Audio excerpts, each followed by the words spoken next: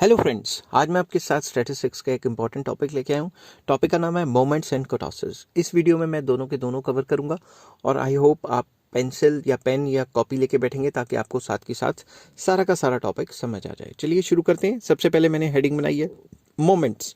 Moments basically होती क्या हैं? Moments are the general statistical measures used to describe and analyze the characteristics of a frequency distribution.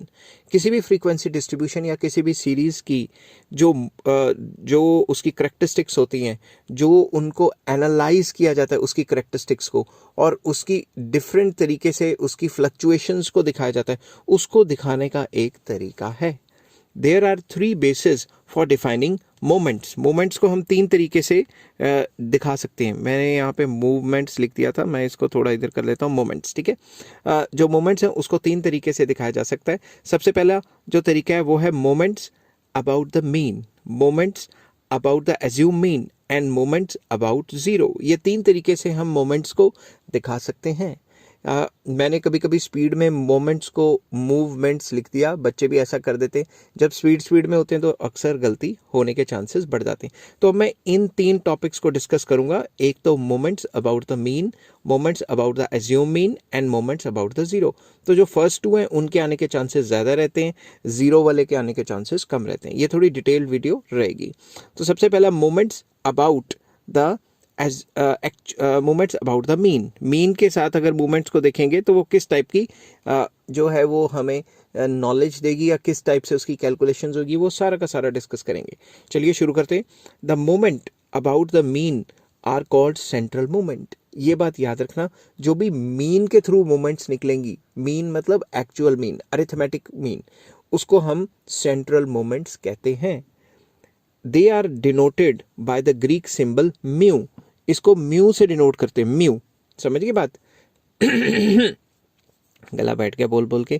ये क्या है? Mu. इसको म्यू से डिनोट किया जाता है। ठीक है, if x1 x2 x3 xn be the nth value of variable x and x mean be its actual mean, then the rth moment about the mean is defined as या is given as mean mu r। Mu मतलब moment. Moment are is sigma x minus mean power r divided by n. शायद अभी आपको ये formula इतना समझना है, मगर जैसे ही मैं आपको इसके एग्जाम्पल्स करवाऊंगा तो आपको बड़े अच्छे तरीके से समझ आएंगे, बट अपने साथ के साथ ही नोट करना है। ठीक है, अब ये जो म्यू आर है ये क्या है? आर्थ moment about the mean. And ये जो स्मॉल आर है, आर्थ मोमेंट मतलब 1 2 3 4 अप टू जितने मर्जी हो सकते हैं। ठीक है, अगर आपकी फ्रीक्वेंसी डिस्ट्रीब्यूशन है, मतलब इंडिविजुअल सीरीज के अलावा डिस्क्रीट या कंटिन्यूस सीरीज है, तो यहाँ पे एफ मल्टीप्लाई हो जाएगा और यहाँ पे कई बुक्स में एन लिखा हुआ है, कई बुक्स में यहाँ सिग्मा एफ लिखा हुआ है। पूरी स्टैटिस्टिक्स में एन और सिग्मा एफ एक ही बात होती है। समझ की बात? तो चलिए आगे शुरू करते हैं। इसमें भी वही लिखा हुआ है, एन सिग्मा एफ है और आर की वैल्यू 1 2 3 4 5 6 जितनी मर्जी जा सकती है। अब मैं इंडिविजुअल सीरीज में इसके फॉर्मूले बताऊंगा, डिस्क्रीट और कंटिन्यूस में इसके फॉर्मूले बताऊंगा और फिर क्वेश्चन भी सॉल्व करके दिखाऊंगा। ठीक है, इंडिविजुअल सीरीज में अगर फर्स्ट सेंट्रल मूवमेंट निकालनी है तो इसको कहते हैं म्यू 1। इसका फॉर्मूला क्या है? Sigma x minus mean whole raise to power 1 divided by n, जो कि हमेशा जीरो के इक्वल होती है क्योंकि x माइनस मीन क्या होता है? जीरो। सेकेंड सेंट्रल मूवमेंट को म्यू 2 कहूंगा तो यहाँ पावर स्क्वायर आ जाएगी, whole square. Third central movement को कहूंगा यहाँ क्यूब आ जाएगी। फोर्थ सेंट्रल मूवमेंट को कहूंगा यहाँ पावर 4 आ जाएगी। तो बहुत आसान है ये, तो समझ की बात। बट अगर डिस्क्रीट या कंटिन्यूस सीरीज में करना है तो फर्स्ट मूवमेंट तो आपको मैंने बताया ही है कि पावर 1 डिवाइडेड बाय एन, बस यहाँ sigma F sigma F sigma F sigma F लग जाएगा, बाकी सारे फॉर्मूले पुराने ही हैं। समझ गए बात? तो फर्स्ट सेंट्रल मूवमेंट तो ऑलवेज इक्वल टू जीरो होती है, सेकंड का यहाँ स्क्वायर आ जाएगा, थर्ड मोमेंट का जो है वो 3 आ जाएगा, फोर्थ मोमेंट का जो है 4 आ जाएगा। समझ गई बात? Moments are extended to higher powers but in practice the first 4 moments are obtained because of the difficulty of computation. हम मोमेंट 100 200 तक भी निकाल सकते हैं, मगर वो इतनी ज़्यादा मुश्किल है कि उससे कोई बात ही नहीं, मतलब पावर 100 चली जाएगी तो वो कंप्यूटेशनल कैलकुलेशंस काफ़ी मुश्किल हो जाएंगी। इसलिए ज़्यादातर रिसर्चर्स फोर्थ मोमेंट तक ही रहते हैं। अब इसका एक न्यूमेरिकल आपको करवा रहा हूँ इंडिविजुअल सीरीज का। Find the first 4 central moments about the following numbers. Numbers है 1 3 7 9 एंड 10। तो मैंने फर्स्ट कॉलम बना दिया एक्स का, जिसमें मैंने यही सारे नंबर्स लिख दिए। फिर मैंने क्या किया? एक्स का टोटल किया, सिग्मा एक्स, मीन का फॉर्मूला होता है सिग्मा एक्स बाय एन। तो 30 डिवाइडेड बाय n कितना आ गया 6। तो सेकंड कॉलम में मैंने लिख दिया मीन कितना है 6 और मुझे चाहिए x माइनस मीन। तो हर एक से मीन मीन माइनस कर लिया, जैसे 1 माइनस 6 माइनस 5 आ गया, 3 माइनस 6 माइनस 3 आ गया, ऐसे हर एक से 6 माइनस करेंगे और टोटल करेंगे सिग्मा x माइनस मीन, तो हमेशा 0 ही निकलता है। ये प्रॉपर्टी है अरिथमेटिक मीन की, ठीक है। फिर क्या करेंगे, इसका स्क्वायर, तो -5 का स्क्वायर कितना हो गया 25, -3 का स्क्वायर कितना हो गया 9, ऐसे सबका स्क्वायर कर लिया और इसका टोटल कर लिया, ये आ गया सिग्मा x माइनस मीन का स्क्वायर। टोटल तो आप कर ही लोगे खैर इस लेवल पे अगर आप पढ़ रहे हो तो। फिर क्या करेंगे x माइनस x मीन का क्यूब, तो ये आ गया -5 का क्यूब -125, -3 का क्यूब -27, ऐसे ये सारे क्यूब निकाल लिए और फिर हमने क्या किया, इसका सिग्मा मतलब टोटल कर दिया, तो सिग्मा x माइनस मीन का होल क्यूब का जो है टोटल जो है वो निकल गया, ठीक है। टोटली मतलब सिग्मा x माइनस मीन का होल क्यूब निकल गया। फिर वैसे ही पावर 4 कर देंगे, पावर 4 में भी ऐसे निकल जाएगा -5, यही वाली चीज़ दोबारा -5 की पावर 4 625, अब वो पॉजिटिव हो जाएंगे क्योंकि पावर 4 है, ये 81 आ जाएगा। ऐसे ऐसे इसको 4 बार मल्टीप्लाई कर करके हमने लिख दिया, इसका भी सिग्मा कर लिया। अब हम क्या करेंगे, आपको पता है μ1 क्या होता है, sigma x minus mean divided by n, तो 0 divided by n is 0, n number of items है वो है 0। नेक्स्ट आ जाता है सिग्मा x माइनस मीन का होल स्क्वायर, मतलब ये वाली चीज 60, नंबर ऑफ आइटम्स है 5, ये आ गया 12। थर्ड सेंट्रल मूवमेंट में यहाँ क्यूब है, तो क्यूब वाला कितना आ रहा है यहाँ पे -60 डिवाइडेड बाय 5, ये आ गया -12। फिर फोर्थ सेंट्रल मूवमेंट यहाँ पावर 4 है, तो ये इसका सिग्मा कितना आ गया 1044 divided by number of items, ये आ गया। तो ये हमारी 4 सेंट्रल मूवमेंट्स आ गई इंडिविजुअल सीरीज के क्वेश्चन में, आप इसको साथ के साथ नोट कर सकते हैं। नेक्स्ट आ जाता है, मैंने डिस्क्रीट सीरीज या कंटिन्यूस सीरीज उसका मतलब क्वेश्चन करके बताया, calculate μ1 μ2 μ3 μ4 from the following distribution, मतलब 4 सेंट्रल मूवमेंट्स निकालनी है और मार्क्स क्लास मार्क्स दिए हैं 5 to 15, 15 to 25, 25 to 35, 35 to 45, 45 to 55 and 55 to 65। और ये फ्रीक्वेंसीज दी हैं जो मैंने ऐसे लिख ली हैं, जो फ्रीक्वेंसीज है 10, 20, 25, 20, 15, 10 और इसका सिग्मा एफ मतलब n कर देते हैं, सिग्मा एफ और n एक ही बात होती है, याद है ना आपको, वो कितना आ गया 100। अब ध्यान से देखना, सबसे पहले हमें क्या निकालना है मीन, क्योंकि जो भी पंगा करना है मीन से ही करना है। तो मीन का फॉर्मूला क्या होता है, मीन का फॉर्मूला होता है sigma F M over sigma F. कई बुक्स में ये भी लिखा हो सकता है कि मीन का फॉर्मूला यहाँ है sigma F M divided by n, क्योंकि एक ही बात है, n ही सिग्मा एफ होता है। तो मैंने क्या किया, मिड वैल्यू निकाल ली। मिड वैल्यू का आपको पता है ना निकालना, मतलब L1 मैं यहाँ लिख देता हूँ ताकि आपको कन्फ्यूजन ना हो। Mid value is equals to lower limit plus upper limit divided by 2। तो लोअर लिमिट फर्स्ट की कितनी है, ये वाली 5, प्लस अपर लिमिट कितनी है 15 डिवाइडेड बाय 2, ये कितने आ गई 20 डिवाइडेड बाय 2 इज 10। समझ गए बात, तो मैंने यहाँ 10 लिख दी। वैसे इन दोनों को प्लस करके डिवाइडेड बाय 2 करेंगे 20, ऐसे सारी मिड वैल्यूज निकल जाएंगी।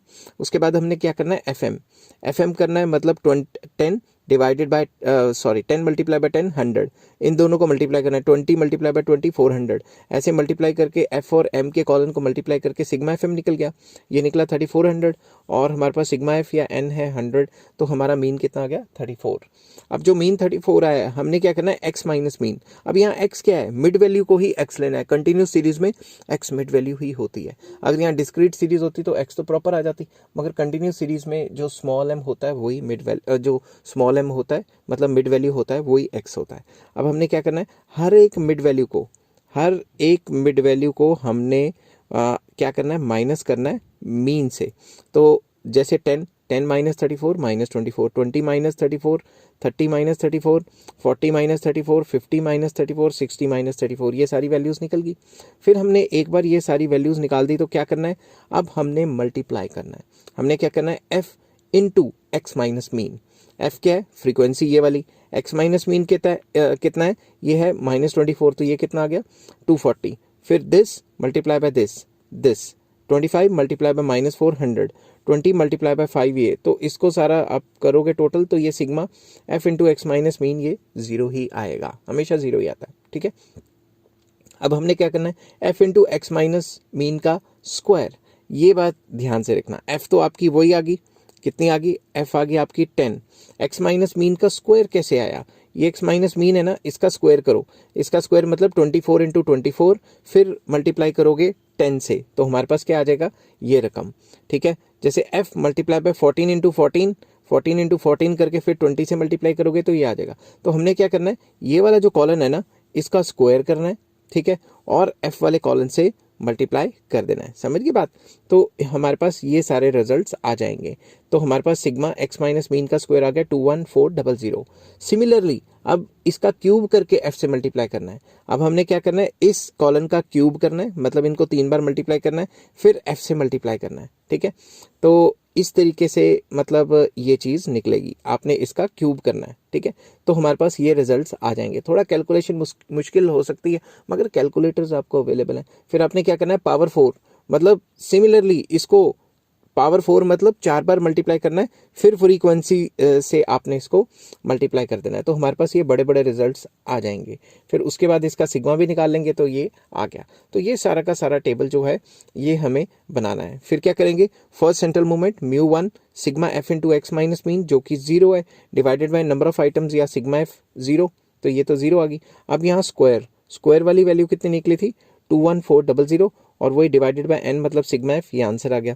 अब क्यूब वाली वैल्यू कितनी निकली थी, 46800 डिवाइडेड बाय n जो 100 है, ये आ गया। अब पावर 4 वाली वैल्यू कितनी निकली थी, ये वाली 9671200 divided by number of items या सिग्मा एफ, वो ये आ गया। तो हमारे पास 4 सेंट्रल मूवमेंट्स आ गई। मूवमेंट्स अबाउट द मीन इनको कहा जाता है। बट इससे एक स्टेप ऊपर चलते हैं। अब क्या होता है, देखो पिछले क्वेश्चन में हमने जो भी मीन निकाला है वो क्या है, पूरा नंबर निकला है, 34 या 25 या कुछ प्रॉपर मीन निकला है।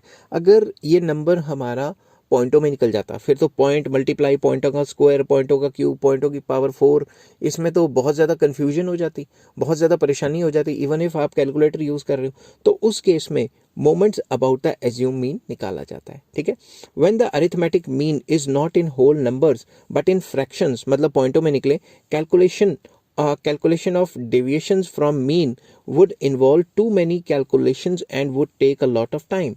In such cases, the moments from the assumed mean are firstly calculated and then converted into central moments. तो इस केस में हम moment about the assumed mean पहले निकालते हैं, उसके बाद उस मोमेंट्स को सेंट्रल मोमेंट में कन्वर्ट करते हैं। कैसे करते हैं, मैंने पूरा एग्जांपल दिखाया हुआ है आपको, अभी आ जाएगा। The moments about the assumed mean are called non central moments. तो जो भी हम एज्यूम मीन से मूवमेंट्स निकालेंगे उनको नॉन सेंट्रल मूवमेंट्स कहा जाता है, और जो एक्चुअल मीन से निकालेंगे उसे सेंट्रल मूवमेंट कहा जाता है। They are denoted by mu dash. समझ गए बात, ये क्या है, नॉन सेंट्रल मूवमेंट। अब इनके फॉर्मूले क्या हैं, बहुत आसान है। इंडिविजुअल सीरीज के पहले मैं फॉर्मूले डिस्कस कर लेता हूँ, फिर आपको एक क्वेश्चन कराऊंगा। तो μ1 डैश का फॉर्मूला x माइनस ए। आपने क्या करना है, कुछ नहीं करना, जहां पिछले फॉर्मूले में मीन था ना वहां पे एज्यूम नंबर कर देना है बस, और कुछ नहीं करना। बाकी सारे फॉर्मूले सेम है, और यहाँ पे क्या है, डैश डैश लग जाएगा, बाकी सारा फॉर्मूला सेम है। और यहाँ पे x माइनस ए क्या होता है, sigma D, x minus A का होल स्क्वायर, सिग्मा डी का स्क्वायर, सिग्मा डी का cube, sigma D raise to power 4, क्योंकि डी क्या होता है, डेविएशंस, जिसको x माइनस एज्यूम नंबर कहते हैं। अब डिस्क्रीट सीरीज में भी सेम हो गया, सारा फॉर्मूला सेम है, बस यहाँ पे डैश डैश लगेगा और यहाँ पे एज्यूम नंबर से माइनस करना है। एज्यूम नंबर से माइनस करोगे तो डी आ जाएगा, पहले का डी, नेक्स्ट का D square, D cube, D की पावर 4, क्योंकि x माइनस ए डी ही होता है। ठीक है, मैं यहाँ लिख देता हूँ x minus A it is equals to small D मतलब डेविएशंस। ठीक है, इसके बाद अगर आपने कॉमन फैक्टर लेके करना है, कभी कभी क्या है, कॉमन फैक्टर लेना पड़ जाता है, कॉमन फैक्टर लेके करना है तो सेम फॉर्मूला है, बस इनटू आई। अगर सेकंड नॉन सेंट्रल मूवमेंट निकालने हैं, i square, i cube, i raise to power 4। मैं आपको इससे भी एक क्वेश्चन करवा दूंगा। ठीक है, अब सबसे पहले ये फॉर्मूले बहुत ज़्यादा इंपॉर्टेंट है, इसमें बच्चे कई रट्टा मार लेते हैं और कई गलत कर लेते हैं। अगर हमने एज्यूम मीन के थ्रू निकाला है तो उसे तो नॉन सेंट्रल मूवमेंट कहेंगे ना, तो नॉन सेंट्रल मूवमेंट को सेंट्रल मूवमेंट में कन्वर्ट करने के लिए हमें कुछ फॉर्मूले लगाने पड़ेंगे। तो वो फॉर्मूले क्या है, central movement μ1 it is equals to μ1 dash minus μ1 dash is always equal to 0। तो फर्स्ट सेंट्रल मूवमेंट क्या होती है, equal to 0। Second central movement निकालनी है तो उसका क्या फॉर्मूला है, μ2 डैश माइनस μ1 डैश का whole square. Third central movement निकालनी है तो इसका फॉर्मूला है μ3 dash minus 3 μ2 dash into μ1 dash plus 2 into μ1 dash का होल क्यूब। फॉर्मूले हैं ये बस, ठीक है ना, आपको याद भी करने पड़ेंगे। फोर्थ सेंट्रल मूवमेंट का फॉर्मूला है μ4 dash minus μ3 dash into μ1 dash plus 6 into mu two dash bracket में फिर से म्यू वन डैश का whole square minus 3 into mu one dash की पावर 4। तो इस तरीके से हम नॉन सेंट्रल मूवमेंट्स को सेंट्रल मूवमेंट में कन्वर्ट कर सकते हैं। अब इस फॉर्मूले की एप्लीकेशन कैसे होगी वो भी मैं आपको अभी के अभी बताऊंगा क्वेश्चन कर करके, ठीक है। अब आप इसको इस तरीके से भी कर सकते हो कि conversion of central movement into non central movement. अगर आपके पास सेंट्रल मूवमेंट्स हैं, आपको नॉन सेंट्रल मूवमेंट्स चाहिए तो भी आप निकाल सकते हो। तो उसके भी कुछ फॉर्मूले हैं। Mu one dash is equals to mean minus assume number. अगर आपने म्यू टू डैश निकालना है तो central movement mu two plus mu one dash का whole square. Mu three dash निकालना है तो mu three plus mu three into mu two dash into mu one dash minus 2 into mu one dash का whole cube. अगर आपने fourth non central movement निकालनी है तो उसका फॉर्मूला है mu four sorry plus 4 into mu three dash into mu one dash minus 6 into mu two dash multiply by mu one dash का whole square plus 3 into mu one dash का whole raise to power 4। तो इस तरीके से आप क्या है जो कन्वर्ट कर सकते हो सेंट्रल मूवमेंट्स को नॉन सेंट्रल मूवमेंट्स में और नॉन सेंट्रल मूवमेंट्स को सेंट्रल मूवमेंट्स में। ये बहुत इंपॉर्टेंट फॉर्मूला है क्योंकि अब जो मैं आपको एग्जांपल कराऊंगा उसमें ये यूज होंगे, ठीक है। होंगे एक ही बात है यार, ठीक है। Calculate the first 4 moments about the mean from the following data या फॉलोइंग डिस्ट्रीब्यूशन। आपको x की वैल्यू गिवन है 1 2 3 4 5 6 7 और फ्रीक्वेंसी भी गिवन है। मैंने क्या किया, x की वैल्यूज ऐसे लिख ली और फ्रीक्वेंसी ऐसे लिख ली। तो जब मैंने सिग्मा एक्स को टोटल करने की कोशिश की और एफ से डिवाइड करने की कोशिश की या एफ एक्स करने की कोशिश की तो मीन जो था वो पॉइंटों में आ रहा था, इसलिए मैंने इसको एज्यूम मीन से किया है। अब आप ध्यान से देखना, मैंने एज्यूम क्या ले लिया 4, तो डी क्या है एक्स माइनस ए क्या ले लिया मैंने 4। तो हर एक को 4 से माइनस करो, 1 माइनस 4 माइनस 3, 2 माइनस 4 माइनस 2, हर एक को 4 4 से माइनस किया एक्स को, तो ये आ गया आपके आगे। तो ये क्या है डी। अब मैं क्या निकालूंगा एफ इंटू डी। एफ क्या है 2, डी क्या है माइनस 3, 2 इंटू माइनस 3 माइनस 6। समझ गए बात। तो एफ और डी को आपस में मल्टीप्लाई कर लेना है। एफ और डी को आपस में मल्टीप्लाई करके ये सारा का सारा निकल गया, तो आपके पास आ गया सिग्मा एफ डी जो कि है -10। अब क्या करेंगे एफ इंटू डी स्क्वायर, मतलब डी को पहले स्क्वायर करेंगे और फिर एफ से मल्टीप्लाई करेंगे। फॉर एग्जाम्पल डी को स्क्वायर करो, डी क्या है, डी है हमारे पास ये वाली रकम, ठीक है। तो डी का स्क्वायर मतलब एफ तो ये है, एफ है 2 और मल्टीप्लाई बाय डी का स्क्वायर, तो ये कितना हो गया 3 3 जा 9, 9 इंटू 2 18। तो इस तरीके से आपने इसको सॉल्व करना है। तो सबसे पहले 9 और इसका स्क्वायर 2 2 जा 4, 4 इंटू 9 36। ऐसे आपने एफ को डी के स्क्वायर के साथ मल्टीप्लाई किया, आपके पास आ गया सिग्मा एफ डी स्क्वायर। फिर वही सेम डी का क्यूब निकाला, जैसे इसका क्यूब निकालो 3 3 जा 9, 9 इंटू 3 27 माइनस मेरा 27 इंटू 2 माइनस 54। तो ऐसे करके ये सारी वैल्यूज आपने निकाल लेनी है F into D cube. Similarly F into D raise to power 4, मतलब डी को पहले 4 बार मल्टीप्लाई करोगे फिर एफ से मल्टीप्लाई करोगे तो ये सारी की सारी रकमें आ जाएंगी, इनका टोटल कर लोगे फिर। समझ गए बात। अब आपने क्या करना है म्यू वन डैश, इसका फॉर्मूला क्या था sigma F D dash divided by N. तो सिग्मा एफ डी डैश क्या है, ये सिग्मा एफ डी डैश होना चाहिए था, रुको 2 मिनट, एफ डी डैश नहीं है यार, ये एफ डी की पावर 1 है, ठीक है। तो एफ डी की पावर 1 मतलब सिग्मा एफ डी हो गया, ठीक है। तो सिग्मा एफ डी कितना है -10 डिवाइडेड बाय जो एन है, जो सिग्मा एफ है वो है 100, तो हो गया -0.1। Similarly F D mu two dash sigma F D square, sigma F D square कितना है, ये 140 है डिवाइडेड बाय सिग्मा एफ या एन 100 है तो 1.4 आ गया। अब ये क्यूब वाला कितना है -40, थर्ड मूवमेंट जब हम निकालते हैं, थर्ड नॉन सेंट्रल मूवमेंट, तो ये -40 डिवाइडेड बाय 100, ये आंसर आ गया। अब फोर्थ वाली जब निकालते हैं ये वाली, तो ये जो नॉन सेंट्रल मूवमेंट है म्यू 4 डैश, तो ये फार्मूला इसका वही जो मैंने ऊपर लिखा था, ये आ गया 560 डिवाइडेड बाय 100, ये आ गया 5.6। तो ये जो हमारे पास मूवमेंट्स आई हैं ये तो नॉन सेंट्रल मूवमेंट है। क्वेश्चन में हमें कहा था सेंट्रल मूवमेंट निकालो या मूवमेंट अबाउट द मीन निकालो, ये तो एज्यूम मीन है। तो वो निकालने के लिए हमें क्या करना पड़ेगा, हमें वो फार्मूले लगाने पड़ेंगे। Now we convert movements about the assume mean into central movements by using the following formula, जो मैंने ऊपर फार्मूला लिखवाए थे आपको। तो म्यू वन क्या होता है, हमेशा 0 होता है, और म्यू टू का क्या फार्मूला होता है, mu two dash minus mu one dash का होल स्क्वायर। तो ऊपर हमने ये चारों की चारों मोमेंट्स निकाली हुई है, 1 2 3 4, ये चारों की वैल्यू इधर पुट करेंगे तो ये सारी की सारी चीज़ें हमारे पास आ जाएंगी। वैसे ही थर्ड सेंट्रल मोमेंट म्यू 3 निकालेंगे तो mu 3 dash minus 3 into mu 2 dash, ठीक है। उसके बाद multiply by mu one dash plus 2 into mu one dash का होल क्यूब। ये सारी की सारी ये जो mu two mu one and mu two और म्यू वन इन दोनों की वैल्यू ही है, म्यू थ्री डैश की वैल्यू भी है। ये सारी की सारी हमने यहाँ पे निकाली हुई हैं वैल्यूज़। ये सारी वैल्यूज़ निकाल के यहाँ पुट करेंगे तो हमारे आगे ये आंसर आ जाएगा। सिमिलरली अगर हमने म्यू फोर निकालना है, जो सेंट्रल मोमेंट है, उसका फॉर्मूला है mu four dash minus 4 into mu three dash into mu one dash plus 6 into mu two dash into mu one dash का whole square minus 3 into mu one dash whole raise to power 4।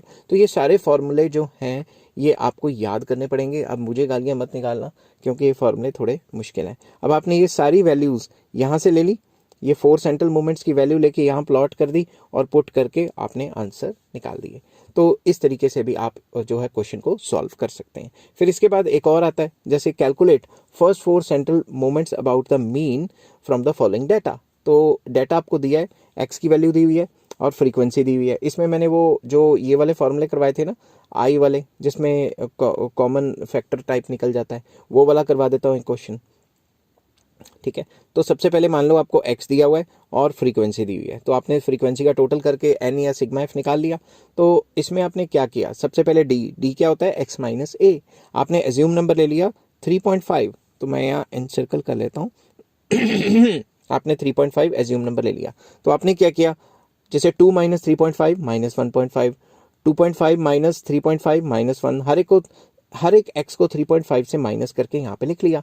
फिर हम क्या करेंगे, अब ये तो फिर से पॉइंटों में आ गए। अगर फिर से पॉइंटों में आए और हम पॉइंटों का स्क्वायर क्यूब 4 पावर करेंगे तो फिर तो वही प्रॉब्लम शुरू होगी। हम क्या करेंगे, डी डैश निकालेंगे। डी डैश क्या है, डी बाय आई। ठीक है, आई क्या है, कॉमन फैक्टर। इसमें में से आई कॉमन फैक्टर आप ले सकते हो।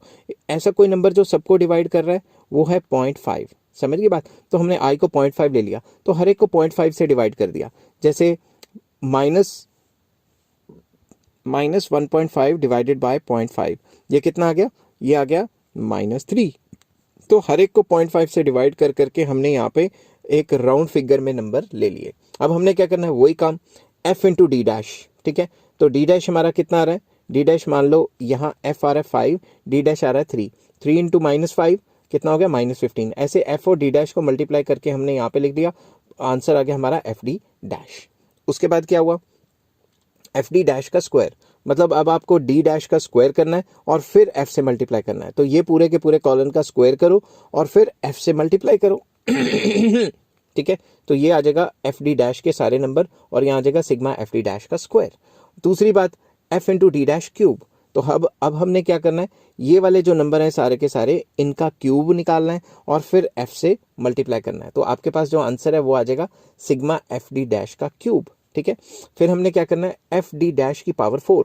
तो अब हमने ये जो डी डैश है इसकी क्या करनी है, इसकी पावर 4 करनी है। पावर 4 का मतलब इसको 4 बार मल्टीप्लाई करना है। जैसे 3 इंटू 3 इंटू 3 इंटू 3 4 बार मल्टीप्लाई किया, 3 इंटू 3 9, 9 3 27, 27 इंटू 3 81, 81 को 5 से मल्टीप्लाई किया तो ये आ गया 405। समझ गए बात। तो इस तरीके से हम निकालेंगे ये सारा का सारा एफ डी डैश की पावर 4। तो जैसे ही हमारे पास ये निकल गया, अब हम कॉमन फैक्टर के थ्रू मल्टीप्लाई कर सकते हैं।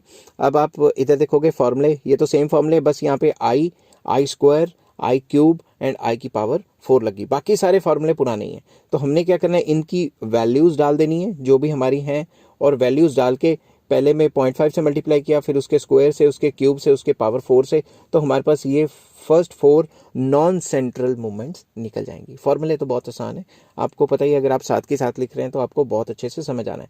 अब वही वाली कहानी, now we can convert the moments about the mean into central moments by using the following formula. तो आपने क्या करना है, फार्मूले यूज़ करने और ये उसी फार्मूले से निकल जाएगी। तो ये फार्मूले तो मैं पहले ही यहाँ पे डिस्कस कर चुका हूँ। ठीक है, ये सारे फार्मूले, ठीक है, तो ये सारे फार्मूले में मैं टाइम वेस्ट नहीं करूँगा, आप पॉज कर करके ये सारे फार्मूले लिख सकते हैं और इनकी वैल्यू पुट करके निकाल सकते हैं। ऐसा भी हो सकता है कि मेरे से कैलकुलेशन में थोड़ी बहुत मिस्टेक हो गई हो, तो आप उस मिस्टेक के लिए मुझे गालियाँ मत निकालना।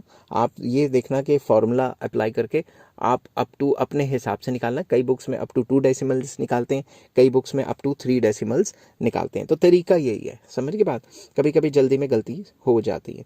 अब आ जाता है मोमेंट अबाउट ज़ीरो। और ओरिजिन, ये ज़्यादातर आता ही नहीं पेपर में, ठीक है, इसलिए मैंने इसका कोई क्वेश्चन नहीं करवाया। बस आपको पता तो होना चाहिए ना मोमेंट अबाउट द जीरो या ओरिजिन क्या होता है। द मोमेंट अबाउट जीरो और origin are denoted by Greek word nu. ये जो वर्ड है ना, ये ऐसे करके, ये नू है, समझ गए बात। If x1 x2 x3 up to xn be the values of the variable x, then the rth moment about the zero is defined as, वही यहाँ पे क्या है, पहले क्या था, x माइनस मीन, जो मीन से निकालते थे, जो एज्यूम मीन से निकालते थे, x माइनस ए, यहाँ से हम जीरो से निकाल रहे हैं तो x माइनस जीरो, और यहाँ पे क्या होगी, rth वैल्यू होगी। अब various moments about the zero are individual series में नो वन की वैल्यू यहाँ पावर वन आ जाएगी x माइनस जीरो करके, तो x माइनस जीरो तो x ही आ गया ना, तो x की पावर वन, तो सिग्मा x बाय एन तो मीन ही होता है ना, तो यहाँ अगर पावर टू कर देंगे तो x माइनस जीरो तो x ही हो गया, ये स्क्वायर हो गया, ठीक है, यहाँ पावर थ्री होगी तो x का क्यूब हो गया, और यहाँ पावर फोर होगी तो x की पावर फोर होगी। तो सिंपल वर्ड्स में अगर आपको x दिया हुआ है तो आप x का स्क्वायर भी निकाल सकते हैं, x का क्यूब भी निकाल सकते हैं, x की पावर फोर भी निकाल सकते हैं। यहाँ आप इनका सिग्मा यहाँ कर सकते हो, sigma x, x square, x cube, x की पावर फोर, और यहाँ सारी वैल्यूज़ यहाँ पुट कर दोगे, आपका आ जाएगा आंसर। तो इसलिए ये काफ़ी आसान पड़ता है, इसलिए आने के चांसेस इसके कम रहते हैं, समझ की बात। फिर आ जाता है कंटिन्यूस सीरीज में, सेम फार्मूला, यहाँ फ्रीक्वेंसी मल्टीप्लाई कर देनी है, न्यू वन न्यू टू, ये स्क्वायर हो गया, और ये क्यूब हो गया, ये पावर फोर होगी, समझ की बात। तो ये बड़े आसान से हैं, इसमें कोई बड़ी बात नहीं है। फिर इसमें अगर बाई चांस आपको आ ही जाता है क्वेश्चन, वैसे आने के चांसेस कम है, conversion of movement about zero into central movement, इसको सेंट्रल मूवमेंट में कैसे कन्वर्ट करेंगे, वही फॉर्मूले हैं, सेम फॉर्मूले हैं कि म्यू वन तो हमेशा जीरो होता है, mu two is nu two minus nu one का होल स्क्वायर, और म्यू थ्री क्या है, न्यू क्यूब न्यू थ्री, जो हमने यहाँ से निकाला है ये चीज़, ठीक है, minus three mu two into mu one plus two mu one का क्यूब। अब म्यू फोर निकालेंगे, फोर्थ सेंट्रल मूवमेंट, उसका फॉर्मूला है mu four minus four mu three into mu one plus six mu two mu one का square minus three mu one raise to power four. यार ये same to same है, बस यहाँ पे ना न्यू लिखा हुआ है ना, यहाँ पे तो न्यू लिखा हुआ है ना, वहाँ पे म्यू डैश लिखा हुआ था, समझ गए बात। अगर आप न्यू को म्यू डैश से कन्वर्ट कर दोगे ना, बाकी सारा का सारा फार्मूला सेम हो जाएगा। अब मसला ये है कि इसकी यूटिलिटी क्या है, मोमेंट्स हम क्यों निकालते हैं।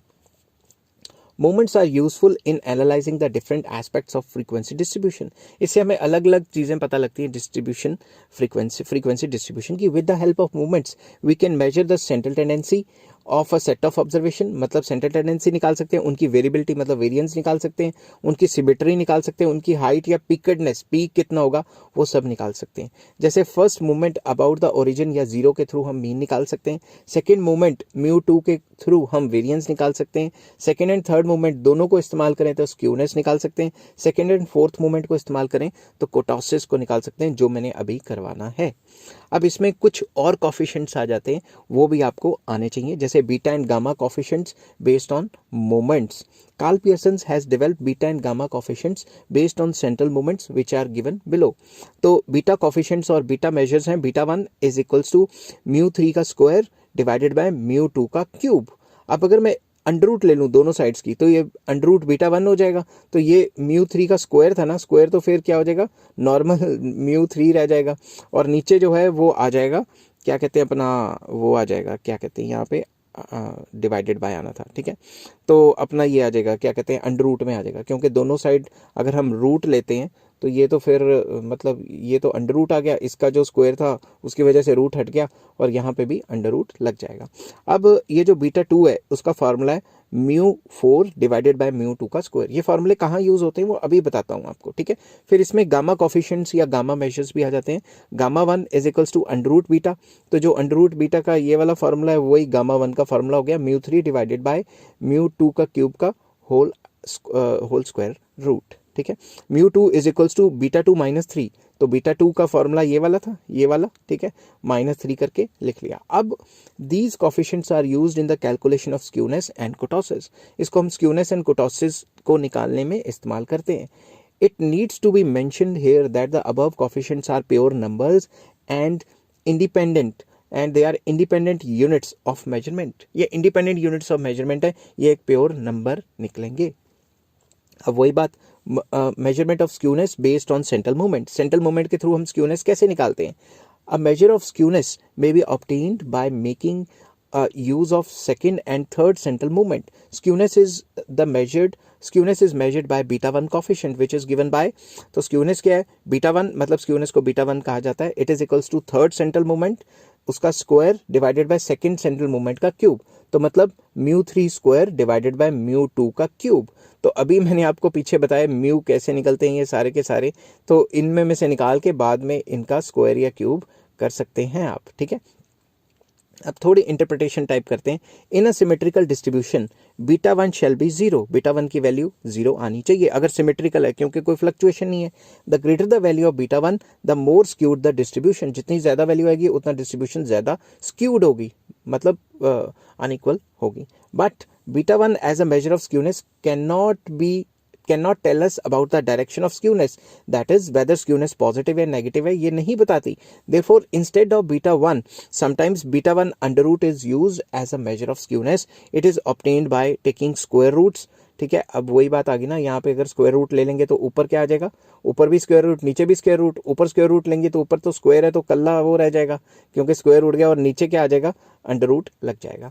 तो बीटा 1 जो बीटा 1 अंडर रूट है इसको हम मोमेंट कोफिशिएंट ऑफ स्क्यूनेस कहते हैं. अब इसकी इंटरप्रिटेशन आपको बता देता हूँ. The value of beta 1 under root is interpreted in the following as follows, in the following manner, कुछ भी लिख सकते हो. Number 1, if under root beta 1 is equal to zero there is no skewness, मतलब डिस्ट्रीब्यूशन सिमेट्रिक है.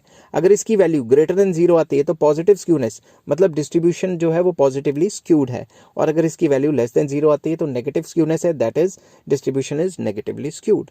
तो ये सारा का सारा मोमेंट था, और इसी के साथ अटैच्ड जो टॉपिक आता है वो है कुर्टोसिस का. कुर्टोसिस का टॉपिक भी साथ के साथ ही करा रहा हूँ ताकि ये एक में ही खत्म हो जाए, क्योंकि इनके फॉर्मूले सारे के सारे इंटर रिलेटेड हैं. ठीक है, तो kurtosis is a Greek word meaning bulkiness, मतलब पिकडनेस कितनी होती है. In statistics it refers to the degree of flatness और peakedness of a frequency distribution, के भाई कितनी पीक बनी होगी, समझ गए बात, किसी भी डिस्ट्रीब्यूशन की. द डिग्री ऑफ कुर्टोसिस और peakedness of a distribution is measured to the peakedness of the normal curve. इसकी जब भी पिकडनेस निकालते हैं, ऊंचाई निकालते हैं, तो नॉर्मल कर्व देखते हैं, मतलब नॉर्मल कर्व के थ्रू रिलेशन में निकालते हैं कि नॉर्मल कर्व से ज्यादा है, नॉर्मल कर्व से कम है. In simple words we can say that a measure of kurtosis tells us the extent to which a distribution is more peaked और flat topped in a normal curve. कोई भी normal curve है उसमें ज्यादा होगी कम होगी पीक, उसको major करने के लिए. सबसे पहले types of kurtosis. There are 3 types of kurtosis in a distribution. Positive kurtosis, leptokurtic इसको कहते हैं. इसमें क्या पीक बहुत ज्यादा ऊपर तक होती है. ठीक है, ये तो नॉर्मल डिस्ट्रीब्यूशन कर्व है, इसको मेसोक्योटिक कहते हैं. और ये नेगेटिव कुर्टोसिस जो जिसकी पीक जो है सबसे कम है, इसको प्लैटिक्योटिक कहते हैं. ठीक है, प्लैटिकर्टिक. ये TC लिखना भूल गए लग रहा है, मैंने ये कॉपी पेस्ट करके लगा दिया था क्योंकि ये डायग्राम दिखने में आसान लग रहा है मगर कर्व्स मेरे से बन नहीं रही थी ये. ठीक है, तो नेक्स्ट आ जाता है आपका इसी की टाइप्स. ठीक है, ये जो 3 टाइप्स है उसके बारे में एक एक नंबर के अगर क्वेश्चन आए तो सबसे पहले leptokurtic. A curve having a high peak then the normal curve is called leptokurtic. Leptokurtic में क्या है, जो पीक है वो ज्यादा होती है नॉर्मल कर्व से. In such curve there is too much concentration of items near the centre. Centre के आसपास काफी ज्यादा आइटम्स जो हैं वो आ जाती हैं, समझ की बात. नेक्स्ट प्लैटिकर्टिक. प्लैटिकर्टिक में क्या होता है, नॉर्मल कर्व से थोड़ा नीचे रहती है ये, समझ की बात. तो इसमें लिख दिया a curve having a low peak और flat top then the normal curve is called platykurtic. In such a curve there is less concentration of items near the center. Centre के आसपास कम आइटम्स आती हैं. ठीक है, अब दूसरी तीसरी तरफ वही mesokurtic. It is a curve having a normal peak और the normal curve itself is called mesocortic. जो नॉर्मल डिस्ट्रीब्यूशन की कर्व होती है उसी को मेसोकर्टिक कहा जाता है. In such a curve there is equal distribution of items around the central value.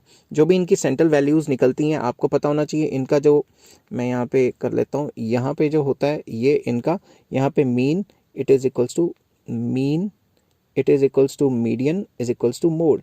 तो इसमें इक्वली डिस्ट्रीब्यूटेड होती हैं. ठीक है, next measure of kurtosis. Kurtosis को मेजर कैसे किया जाता है. Kurtosis is measured by beta 2 which can be calculated in the following manner. beta 2 का फॉर्मूला क्या है, म्यू 4 डिवाइडेड बाय म्यू 2 का स्क्वायर. अब म्यू कैसे निकालते हैं, यही तो शुरू से करते आ रहे हैं.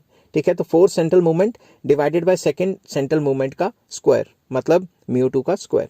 अब इसकी इंटरप्रिटेशन क्या है ये बता दूं. The value of beta 2 is interpreted in a following manner या एज फॉलोज. अगर बीटा 2 की वैल्यू 3 से ज्यादा आती है, if beta 2 is greater then 3, the curve is more peaked than the normal curve, that is leptokurtic.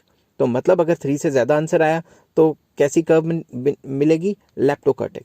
और अगर 3 से कम आंसर आया, if beta 2 is less then 3, curve is less peaked then normal curve, it is called platykurtic. और अगर equal to 3 आया तो क्या आ जाएगी, मॉडरेट पीक या मेसोकर्टिक, मतलब नॉर्मल कर्व. अब ऑल्टरनेटिव मेजर भी है इसका. Sometimes the kurtosis is measured by gamma 2. Gamma 2 का फॉर्मूला क्या है, बीटा 2 माइनस 3. तो बीटा 2 का फॉर्मूला ये हो गया, -3 कर लिया. अब इसकी इंटरप्रिटेशन क्या है, इसकी इंटरप्रिटेशन कहती है कि इफ गामा 2 इक्वल टू 0 तो कर्व क्या होगी, मेसोकर्टिक. अगर gamma 2 is greater then 0, curve is leptokurtic. And if gamma 2 is less then 0, curve is platykurtic. समझ के बात.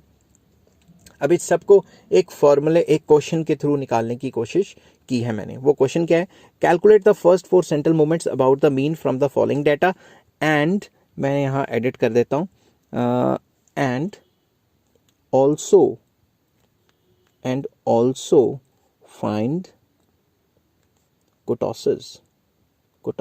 इसका कुटोसिस भी निकालो, ठीक है, और इंटरप्रिटेशन भी करो. तो मैंने क्या किया, ये सेम टू सेम जो आपको क्वेश्चन था पीछे, अभी अगर आपने मेरी पूरी वीडियो देखी है तो एक्स और फ्रीक्वेंसी का ये सेम टू सेम क्वेश्चन था, जो मैंने same to same copy paste कर लिया ताकि मुझे बार बार ना निकालना पड़े. तो सबसे पहले मैंने क्या किया, जो नॉन सेंट्रल मूवमेंट्स हैं वो चारों की चारों निकाली. अगर आपने मेरी सारी वीडियो देखी है तो आपको ये पता लग गया होगा कैसे निकली. फिर उनको क्या किया, फिर उनको कन्वर्ट किया नॉन सेंट्रल को सेंट्रल मूवमेंट के थ्रू, इन फॉर्मूलों के थ्रू. अगर आपने पूरी वीडियो देखी है तो आपको ये चीज़ समझ आ जाएगी. तो एक बार मेरे पास ये सारी सेंट्रल मूवमेंट्स आ गई, फिर मैंने क्या करना है, coefficient of kurtosis beta 2 it is equals to mu 4 divided by mu 2 का स्क्वायर. तो ये म्यू 4 की वैल्यू डाल दी और म्यू 2 का स्क्वायर नीचे डाल दिया. ये आंसर कितना आ गया, 2.44. ठीक है, सिंस बीटा 2 की वैल्यू लेस देन 3 है, हम ये कह सकते हैं कि जो डिस्ट्रीब्यूशन है इट इज प्लैटिकर्टिक. समझ के बात. तो इस टाइप के क्वेश्चन आपको मोमेंट्स एंड कुटोसिस में आते हैं. इससे बाहर मोमेंट एंड कुटोसिस नहीं है. ये आपका पूरा चैप्टर कंप्लीट हो जाता है. अगर ये वीडियो आपको पसंद आती है तो please like, share and subscribe. Take care.